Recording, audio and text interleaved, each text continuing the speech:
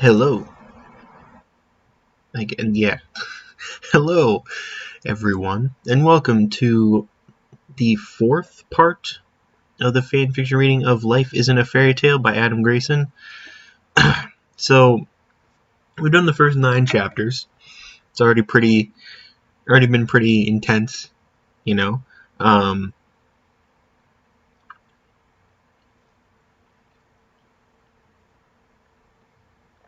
Like, I don't know. What happened last time, at least now that I can remember things, because I'm not completely useless this time, having just read the story, actually it was 2 days ago. Anyways, it's a more reasonable time during the day. So yeah. We'll have to... Sorry, my brain just doesn't want to work. So yeah. What happened last time in chapters 7 through 9, the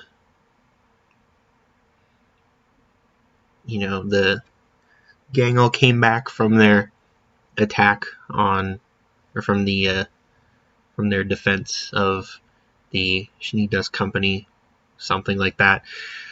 They came back from it, and then, without a Yang. And then they tried to figure out what to do about it. They were arguing for a while, and then they got into a fight, technically against Yang and Torchwick and whoever else. Pyrrha died again. No, I'm just kidding. This will be before she died, because I think I don't know exactly when everything came out with RWBY, so obviously this person doesn't know anything about Blake's parents, because that was one of the things that was mentioned in one of the previous chapters.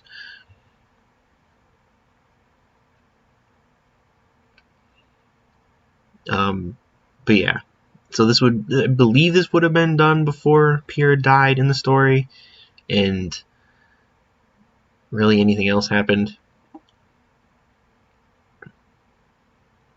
Yeah, so Pyrrha died protecting Blake, then Blake just absolutely destroyed Adam and severely crippled Neo. But yeah, so how about we get started so we can, complete some chapters. Well, this one seems to be pretty short. So yeah, now they're back after that, and hopefully they talk about Yang, because that's kind of the point. Obviously this is important, but yeah, we need to figure out what's going on with Yang. So chapter 10. It's been 3 days since they lost Pyrrha. Beacon Academy was devastated, students and teachers. Sure, everyone knew that there was a chance someone could die while at Beacon, but no one expected it. No one ever expected Pyrrha to die.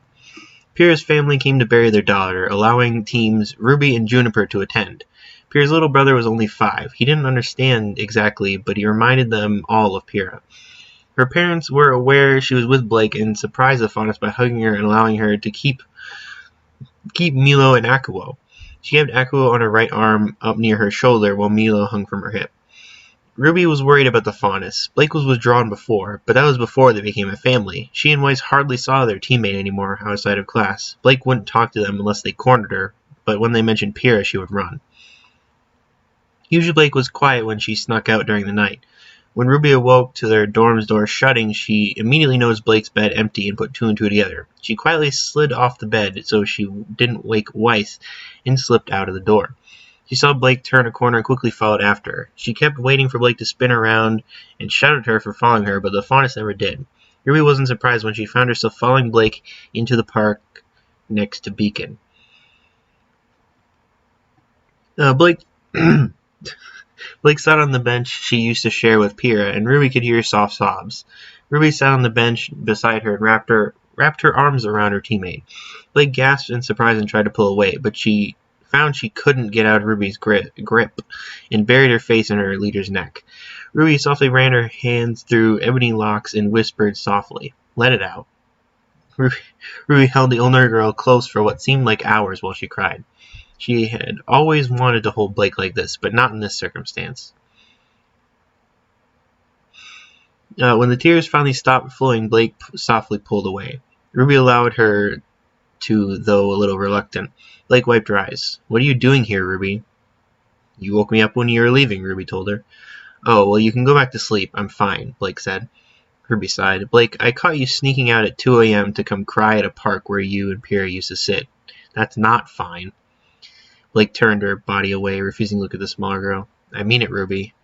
You have to listen to me." "No, I don't," Blake snapped, standing up.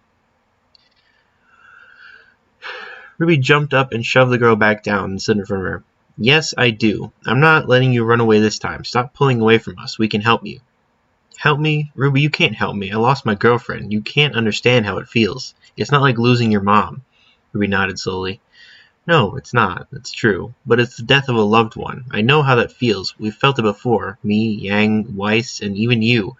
We've lost family before. I never lost a girlfriend. Heck, I've never even been on a date before," Ruby confessed with a slight blush. "It's still a loss, though. I know you're strong, but you don't have to do this alone anymore. You have us. Weiss, Sean, Ren, Nora, and me. We lost her, too." "It's not that easy, Ruby. I'm not good with this. I've lost everything all my life. My family, my mentor twice, even the White Fang." Blake ran a hand through her hair. "Now Pierre, too?" "I'm here for you, Blake, whenever you need me. Even if I'm in the shower, just interrupt me and tell me you need me. I'll help you get through this. We can make them pay for this." Torchwick, Neo, Yang. Ruby blinked in surprise. "What?" "Yang helped them. She killed her." No, Yang wouldn't do that. She didn't do that. You said Neo and Adam stabbed her." "They did, but Yang held her shield down. If Pyrrha had that, she wouldn't have got stabbed. But she could have used Milo to deflect the swords. She didn't. She only thought about protecting you. If Yang had known what they were doing, I'm sure she would have stopped them." "She didn't. She's an accessory to the murder." Blake snarled. Blake stood up, shaking her head. "No, Ruby, look, I appreciate what you're trying to do, and I'll try to come talk to you or Weiss when I can't handle it anymore. I promise, but I can't forgive Yang for this." Blake spun around and walked back towards Beacon.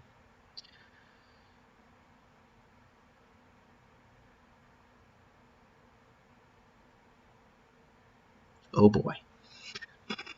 Still don't know where Yang is, but, we're talking about her. I thought they had, essentially captured her and, that was it. Like, they had gotten her back. I don't know.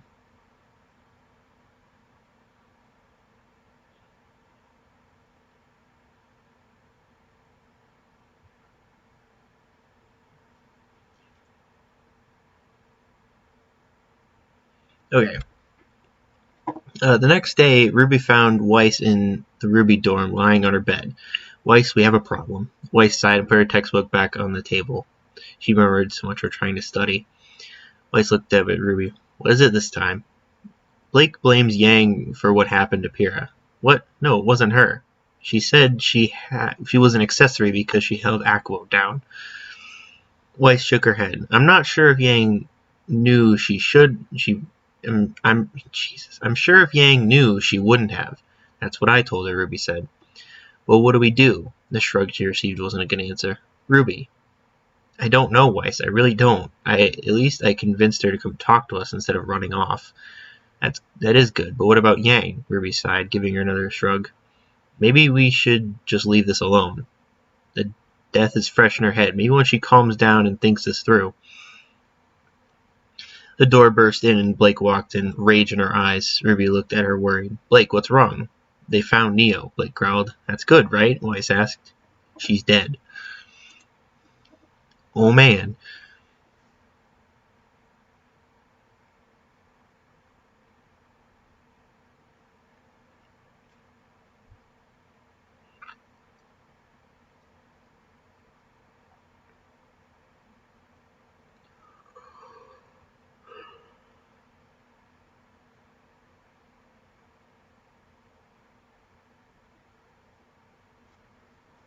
"Oh man."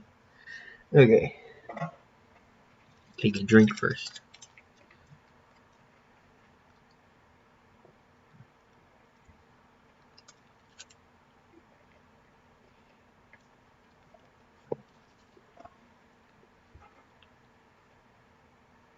Alright.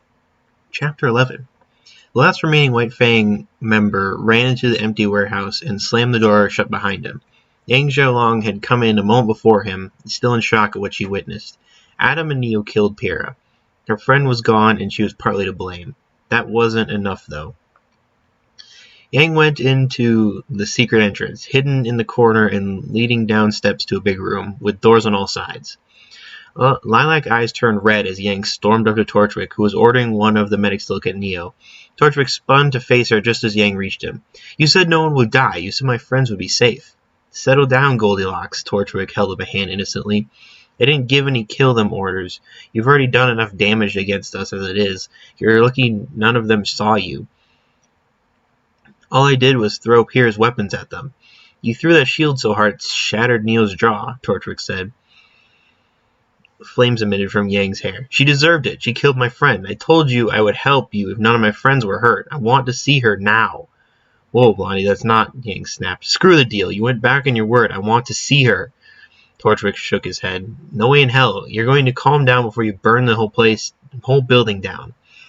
The blonde gave her best glare but took deep breaths to calm down. "Our deal's broken. I want to see her."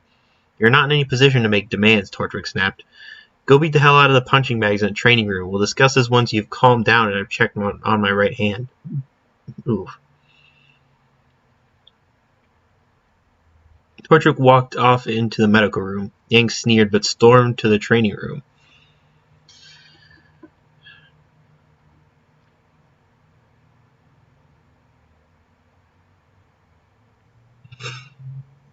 The bag swung from the force of a thrown punch. Gravity brought it swinging back down and right into another right hook. Yang didn't care if it broke at this point. The rage was still there. She hadn't shook it yet. She watched her friend die in her girlfriend's arms. She kept thinking it shouldn't have happened. It was like a mantra in her head. "You killed her. Pierre's dead because of you." The thought kept slipping into her mind, an accusation filled with hate. She would hear it over and over in Blake's voice, occasionally in Weiss or Ruby's voice. The hate in their eyes flashed in front of her. She couldn't take it. But it wasn't their fault. It was Neo and Adam. They killed her just a few hours prior. "But it was your fault. You kept her shield away from her. If she had that, she wouldn't have died. Pierre had time to get her spear. She didn't," Yang panted, giving the bag another punch. "She was too distracted by you. You let her die." "I didn't. Your partner's girlfriend, your best friend's girlfriend, and you didn't even try to save her. You just watched. You sat there and watched Pierre die because you're selfish. Your friend was dying and you just cared. And you just cared about your deal." "No, that's not true." "You think she'll forgive you? You think any of them will? They look at you and all they see is a murdering traitor. Blake lost her girlfriend because of you. Ruby is scared of you now. If you could kill your friend, who says you won't kill your sister? You abandoned Weiss to help the White Fang, the same group who's been terrorizing her family for generations. You've lost them all." The chain holding the bag up snapped, the punching bag soaring across the room and skidding along the floor. Yang gripped her hair as she sank to her knees. "I'm sorry." The clock read 3 a.m., but Yang couldn't drift to sleep. Her thoughts were a constant torture. The questions and accusations never stopped. She kept thinking of Blake. No matter how many times she shook her head, she could still see the girl in her bunk crying over a picture of herself and Pierre she kept on the bedside table. She had watched the Faunas decimate Adam, then try to do the same to Neo. Adam was close to her at one point, and Blake didn't hold back. Would she do the same to me? She couldn't blame her partner if she did. Yang wondered how her sister was reacting to this. She hoped that Ruby hadn't given up on her or knew she wouldn't betray her, but with Pierre's death, Ruby probably abandoned her. She's probably crying at the loss of her sister, that she'll have to fight her again. Ruby couldn't think she would seriously hurt her, right? Weiss was a constant and the most prevalent thought in her mind. She loved her girlfriend, as much as Yang wanted to tell her everything, she knew she couldn't. She could only hope that Weiss would listen to all the clues she gave her. She must have found the picture. Why else would she have been at Junior's club in the first place? She hadn't given up on her, though after this she just may have. Yang only accepted this deal because she had to. She had found a letter on Ruby's dead telling her to bed, telling her to come to the warehouse alone. Of course, Yang couldn't let her go, so she went instead. She never expected to have to join Torchwick to save someone. She knew if she could just tell her team they would understand, but she couldn't. Torchwick had her bugged each time she went back. She couldn't say a word without him knowing.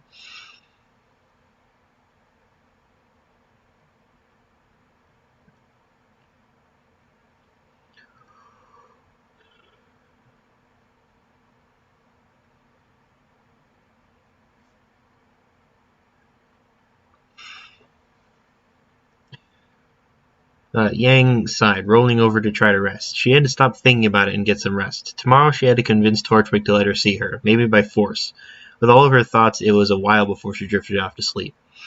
12 p.m. Yang stormed out of her room in the base, which wasn't anything special. Her bed was a mattress on the ground. Might have been a factor at the bad night of sleep, which she only had a couple hours of. It wasn't hard to find Torchwick. He was in the main part plotting his next move as usual. Torchwick. Goldilocks is awake, Torchwick spun to face her. I hope you're calm now. I am, but my point still stands. I want to see her. Your deal is broken, with or without your command. If I don't see her, then I'll just fight my way to her. Yang cracked her knuckles. The man laughed. Really? You think you can take on all of us? Yes, Yang said without hesitation. You'll have to kill me otherwise. If necessary, I will. Oh, that's so, Yang smirked. But that wouldn't be in your favor. Adam is dead, and he was out of commission for a while. They were your best. You think those lackeys will be able to stop my team, especially after what happened to Pyrrha? And just think about what they would say when they find out I'm dead. Yang took a step forward with a confident smile. They may hate me now, but they're still my family. Weiss, RWBY, even Blake. You think they won't come at you even harder if I'm dead? Face it, you need me. The confidence wiped off Roman's face as he pondered her words. He sneered. Fine, but you leave your weapons outside the cell. Fair enough, Yang nodded. Follow me. Torchwick led her to a door that had a keypad lock. The cane wielder swiped a card and the door slid open. Yang quickly followed him inside and down more steps. I'll give you some time, but you can't sit in there all day.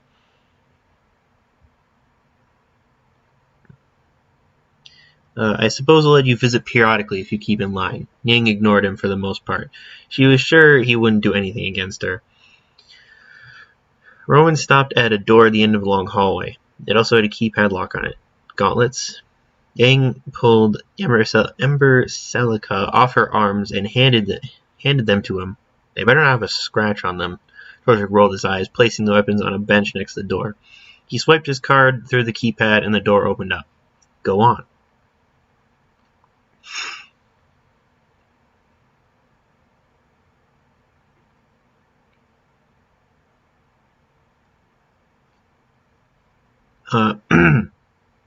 Yang felt butterflies in her stomach. Through all this, she never actually knew if it was real, but she didn't want to take the chance. He had shown her video footage before of the cell, but never let her in. If it wasn't who it was supposed to be, she was going to go in a rage. She stepped through the door, hearing it immediately shut afterwards. The room was a decent size, but could be a bit cramped. The bed was similar to her own, a mattress on the ground, and there was a small door in the side. Sure. Yang hoped that was the bathroom. In the corner of the room was a figure. Sitting against the wall was a woman with black hair would reach her waist if she were standing. She was skinny and looked malnourished. She was dressed in a dark red shirt and black jeans. It looked as if the clothes were clean and she had access to a shower. Yang bit her lip. The woman hadn't noticed her yet. Hello? Her head shot up and Yang was frozen by her eyes. Who are you? Are you one of the new recruits? Yang wanted to reply, but she tried to, but her mouth flapped open dumbly. She couldn't look away from those silver eyes. No, the woman blinked. You look familiar. It's me, Yang. Yang? Silver Eyes gauged her cautiously. It can't be. My daughter wouldn't join Torchwick. Neither of them would. They're good girls. Yang walked to the corner and knelt down, letting Silver meet Watery Lilac. I'm not with them. I had to help them for you. They told me they had you. I don't want to. Yang wiped her eyes on her arm. When I was little, you used to sing RWBY and I to sleep. I would always tell you I was too old for a lullaby, but one night you didn't sing, you just tucked me in. Yang sniffled, closing her eyes tight. I couldn't sleep that night, and I went to you, crying and apologizing. You just held me and sang me to sleep. Yang, it's you. Come here. Yang found herself pulled into a familiar embrace. Though it wasn't who she was looking for, Yang finally found her mother. I mean, sort of. Alright, Chapter 12.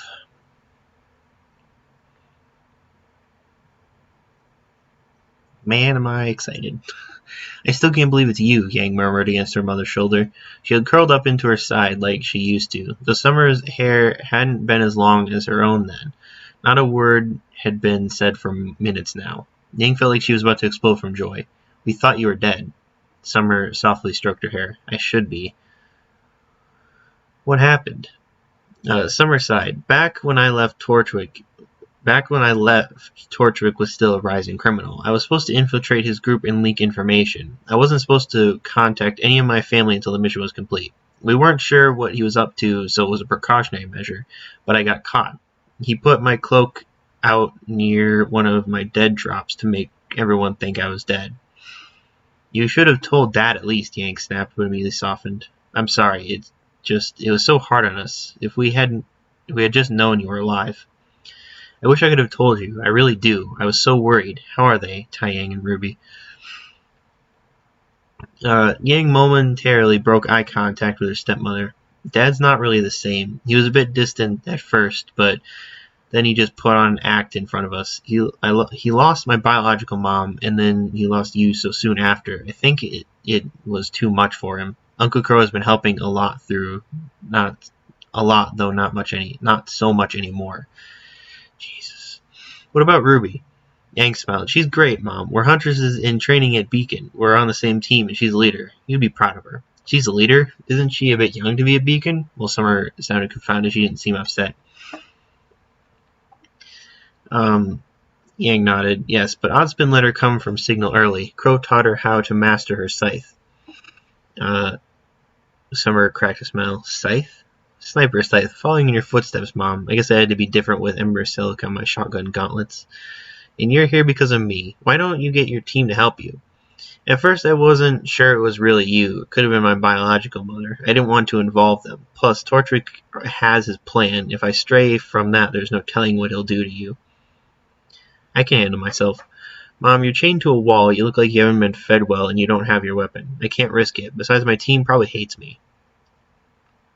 Summer blinked, looking at her eldest in shock. Why on earth would they hate you? The last fight they had me in, we lost one of our friends. Neo and that White Fang general with the huge sword killed her. They killed Pyrrha because I had her shield and she couldn't use it to save Blake. Slow down, sweetheart. Summer wrapped her arm around Yang's shoulders. Your friend sacrificed herself for this Blake? Yang nodded, tears welling from her eyes. They were dating. Yang went into a rage and she just destroyed Adam. I had kept Pyrrha's shield down so she would be out of the fight so she wouldn't get hurt. I didn't mean... Summer rubbed Yang's shoulder comfortingly, like only a mother could. Shh, it wasn't your fault. You didn't kill her. Blame the ones who killed her. Lake is my best friend, my partner. I know her, and I know she blames me. It doesn't matter that I retaliated and broke Neo's nose and stabbed Adam. She didn't see that. None of them did. For all intents and purposes, I killed her. What about RWBY? I don't know. He made me fight her. He made me fight them all. She must feel so betrayed, so hurt. She wasn't nearby. She must believe Blake.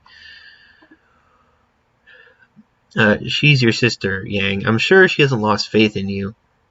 It takes 4 to make a team. What about your final member? The thought of the white-haired heiress brought a smile to Yang's face. Then her mind caught up and it vanished. That's Weiss Schnee, heiress of the Schnee Dust Corporation. Yang hesitated, unsure how her mother would take the news. My girlfriend. Thankfully for her, Summer gave her a teasing smile.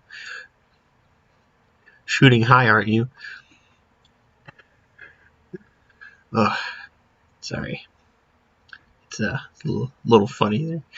So that's quite funny. Anyways, Yang chuckled slightly. If you met her, you'd understand. But her family is basically at war with the White Fang, who's allied themselves with Torchwick. I joined him, so chances are she hates me most, or she's pissed off at me at the least. I keep telling her whenever I can, it'll make sense soon. When she finds out about you, when they find out, hopefully they'll forgive me, understand why I did it. But with Pyrrha, If she's truly your friend, if they truly care about you, they will understand. Yang sighed. God. Yang sighed. I hope you're right. Their moment was ruined when the door opened and Torchwick stood in the doorway. Time's up, Blondie. Yang frowned, but nodded. I'll come back tomorrow, Mom. She placed a soft kiss on her brow before her slowly standing up and walking towards the door. Be careful, Yang. Always.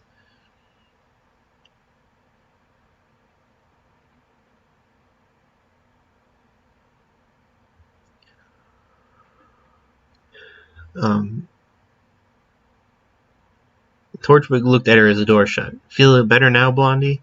I won't feel better until my mom is at home where she belongs, Yang snapped. Well, you keep doing what I tell you, and she will, Torchwick said, holding out Emberselica. Yang put her gauntlets back on her wrists. I want to see her soon. Fair enough, but if you step out of line, you won't see her again. Fine. Yang spun around and walked off, looking for a certain umbrella wielder.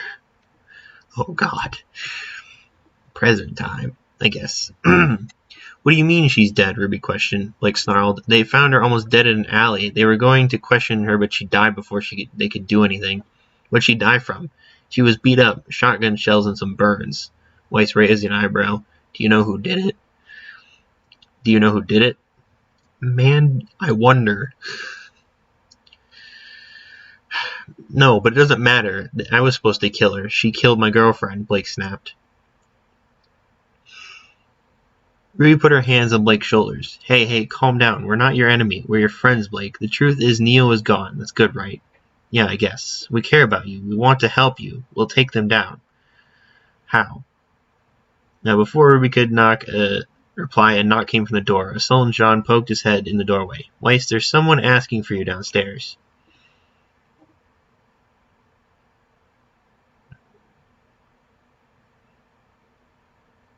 Jean, are you okay? Ruby asked, concerned. Jean shook his head. No. Do you know who it is? Jean shrugged. They're wearing a white mask. This is our messenger from your sister Winter. Weiss sighed. Better go see what it's about. Thanks, Jean. You need anything? The question wasn't about a reward. No, I'm fine. Jean walked across the room back to his own dorm. Blake turned to look at the heiress. What would your sister want? With a shrug, the alabaster-haired girl walked towards the door. Not sure. I'll be back in a few minutes. It's Blake. Please try to calm down. No promises. Weiss shook her head, walking down the hall to the stairs. She couldn't imagine what Winter would have sent a messenger for. She could have just called her scroll or something. Sure, the Sneak Corporation would usually send messengers if their recipient wasn't answering their scroll, but Weiss was sure her scroll hadn't rang in days. If it was a trap, which she kind of doubted because she was not going to leave the dorm building with a strange person, she had Myrtenester on her hip. She walked into the lobby and saw someone in the corner. They had a hood covering their head and hiding their face. The person must have noticed her because a feminine hand waved her over. Weiss was on her guard. There was no Sheen logo anywhere on the person. Weiss walked over them, slowly. You are not sent by my family. Who are you? What do you really want? Weiss, it's me, a very familiar voice whispered. Yang? Weiss nearly shouted. Shh! The hood shifted slightly so Weiss could see the face of her girlfriend. Immediately her hand was on her hilt. Don't try anything or I will fight back. She saw the hurt in those beautiful lilac eyes and immediately felt guilty. Yang didn't seem mad. When she spoke, she was sad, but there was a knowing in her voice. I'm sorry. I know you should strike me down now for what happened with Pyrrha. I didn't mean for that to happen, Weiss. I swear I didn't. Tears well up in her eyes, and she blinked, not able to look at the heiress. They weren't supposed to hurt anyone. You really believe that? Weiss stared at her. Torchwick doesn't care who he hurts. He doesn't care who gets killed as long as he gets what he wants. Why would you trust him? I don't have a choice, Weiss. This is going to end soon. Yang bit her lip nervously. I know you don't have any reason to trust me, but I promise you I have a very good reason for this, if only you knew.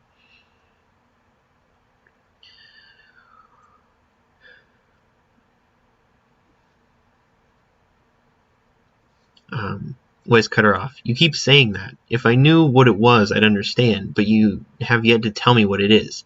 Are you thinking up the excuse? No, I can't tell you. You wouldn't believe me, and I don't need Ruby going in there without thinking. What are you talking about? Yang sighed and pushed a folded paper into her palm. This is where the White Fang is hiding. Torchwick is here. Why would you give me this? It's a trap, isn't it? No, Yang took a breath. Weiss, I love you. That has never stopped being true. I love you and you should know that I would never do something like this. I know that, but I don't know what it could be. What reason would you have to team up with them? Weiss sighed and shook her head. I want to believe you're still on our side, Yang, but you've done things. You attacked your team, you betrayed us, you killed Pyrrha, I know. But Blake killed Adam and I took care of Neo yesterday, and if... Whoa, wait. Weiss held her hands up to silence the blonde. You killed Neo? Yang nodded curtly. Yes, she killed Pyrrha. She hurt my team, hurt my friends. She couldn't get away with that. And after this, if Blake wants to strike me down, then so be it. No, you did not ram a blade through her chest. You did not kill her. I had her shield. That doesn't mean a thing. She could have just tackled Blake to the ground to save her. There were other options for her, and that's the one she chose. You can't blame yourself. Well, I do. Weiss hesitantly put a hand on the blonde's shoulder. Yang, there's nothing you could have done different to save her. Even if she had her shield, that doesn't mean one of them wouldn't have still killed her. They probably would have had to aim higher at her neck. Do you think that would have been good for Blake, to see her girlfriend's head severed from her body? No, but nothing. You can't control everything in life. Trust me, I know. Things happen and sometimes they're not what you want. Sometimes they're downright heartbreaking. You have to be strong. Put yourself back together and keep going. Maybe you should tell it to Blake. She must be hurting terribly. Are they okay? Ruby and Blake are unhurt physically. Emotionally, Blake is a mess and Ruby is trying to keep it together. I don't think she can take another betrayal from you. Weiss spoke while looking directly into her eyes. She won't have to, Yang said, determined. Bring them here. Attack the White Fang headquarters. Are you serious? Weiss cried in shock. We don't have the manpower. We're a wreck. We're not in fighting condition. Blake is so distraught she's going to make a mistake and end up right next to Pyrrha. And the rest of Juniper aren't faring any better, nor has it smiled since that day. They need more time before they get thrown into a fight. Yang shook her head. They'll go after the responsible party, the White Fang. That will give them the need to fight. Make sure Pyrrha's death wasn't in vain. Weiss sighed. Okay, let's say we all come. What happens? You all know me, or you all help me, then I can fight with you again and we'll take them down. Help you how? Weiss, trust me. I swear I will explain when you show up, but I can't until then. Weiss bit her tongue, unsure if she should trust her. Which was ridiculous. Yang was her girlfriend. She had to trust her. She thought back to all the times Yang had still spoke to her, assured her she would explain, that she would understand. Would she really? What could justify betraying your team?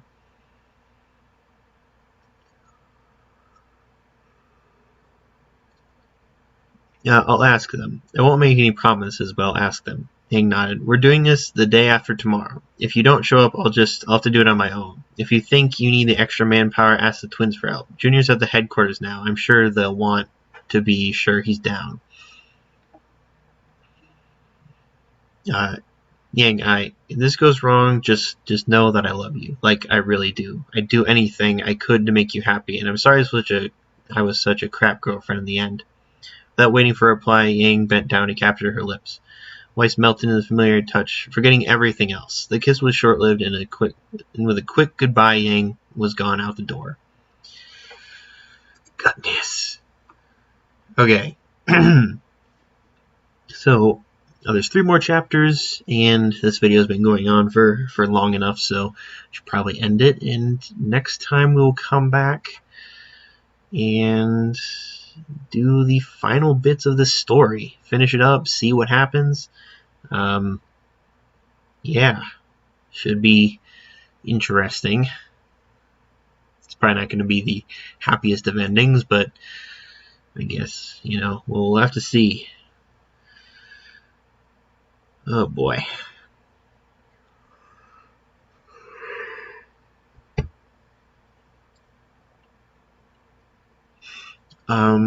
Yeah, that's it. Go here, do some things,